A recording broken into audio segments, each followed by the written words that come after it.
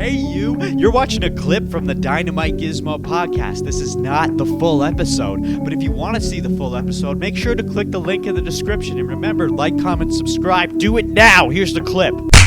It's not too often we get a solid banger of a numbered pay-per-view these days, let alone a banger fight night card. But this weekend, we've got a stacked Abu Dhabi lineup. This one's loaded right to the fucking tits. And let's be honest, it's simply because it is in Abu Dhabi, okay? The UFC clearly favors any card that lands in the Middle East. Why? Well, you know why. It's the money, okay?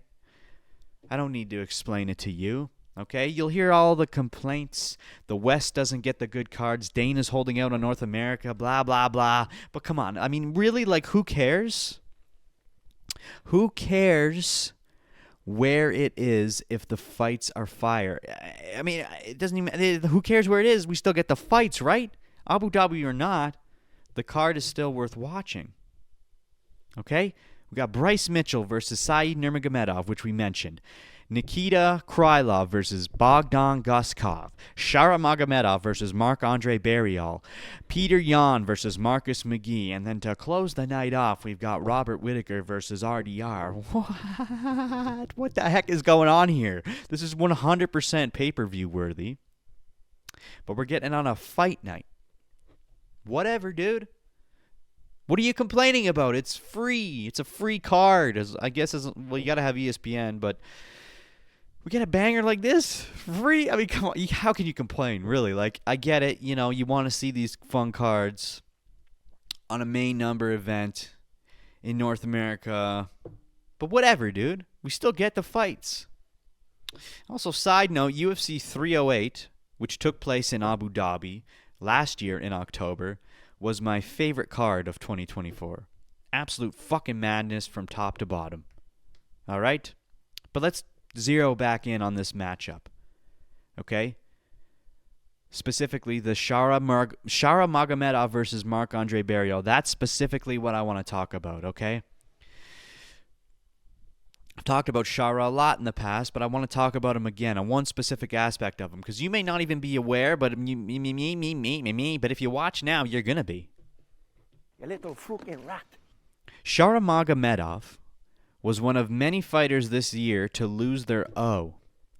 In fact, he was one of the first. I don't think he was the first, but he was one of them.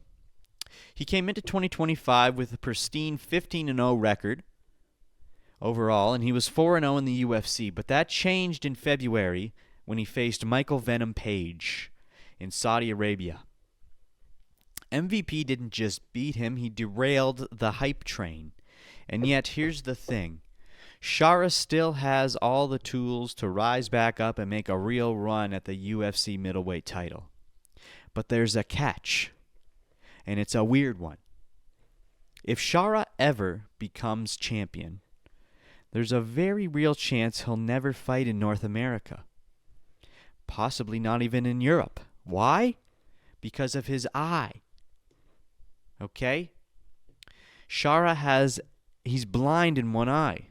If you did not know, he has no vision. His eye is completely milked over. His nickname might be the Bullet, but everyone knows him by a different name, which is the Pirate. Even MVP mocked him after their fight, calling himself the captain now. So here's the backstory. Around 2016, early in Shara's career, he was training in Thailand when he suffered a devastating eye injury. We still don't know exactly how it happened. He's never said it directly, but it was during training. Over the course of 2 years, he went through 8 major surgeries trying to save the eye, and none of them worked. Eventually, doctors recommended removing it to avoid infection. He chose not to do that. What? The doctors recommended removing it to avoid infection, and he didn't do it. He just kept it in, and just like that, Shara lost all functional vision in one eye. I messed up on my notes. I messed up on my notes. Anyway, despite the eye injury, Shara returned and put together some incredible performances, especially at UFC 308. That's when he scored one of the wildest KOs of the year, possibly of the decade, with a double spinning back fist knockout over Armen Petrosyan right at the end of round 2. Nobody saw it coming. Petrosyan especially didn't see it coming. That moment is why I and lots of fans still believe Shara has championship potential. But he's locked out of North America. The athletic commissions won't license him due to the loss of vision. So as it stands, he can only fight in the Middle East or regions with looser medical rules. That's it. So what if he gets the belt? Here's the question. What if Shara actually rises through the ranks and earns a title shot? Will the UFC make the champion travel to fight him overseas? That's not usually how it works. Normally the champ calls the shots, as it should be, not the challenger. And right now, Dricus du Plessis is the middleweight king, is the middleweight champ. And honestly, I think DDP can beat Khamzat in their upcoming fight. So if Dricus keeps the belt long enough for Shara to challenge him, he might be willing to fly to the Middle East. Or maybe they meet halfway in South Africa. I don't know what the commission rules are like there, but it might be looser, like Saudi Arabia or the UAE. And if Khamzat wins and holds the title instead, no problem. Khamzat will 100% fight in that part of the world. Or maybe Dricus won't go overseas to fight him. Maybe he'll say, I want you to come here no matter what. We're not even close to that point, but it's just an aspect to think about when we watch Shara Magomedov. The more he wins, the more of a chance he's going to have at that belt. Now, by the way, we've seen this kind of thing before with Michael Bisping. He also suffered a career-altering eye injury, but unlike Shara, Bisping kept fighting in the US and the UK. Now, how did he do that? Well, he lied. Straight up lied. Bisping has admitted in interviews and even in his autobiography, that he tricked doctors, memorized eye charts, and used a glass lens to hide the damage.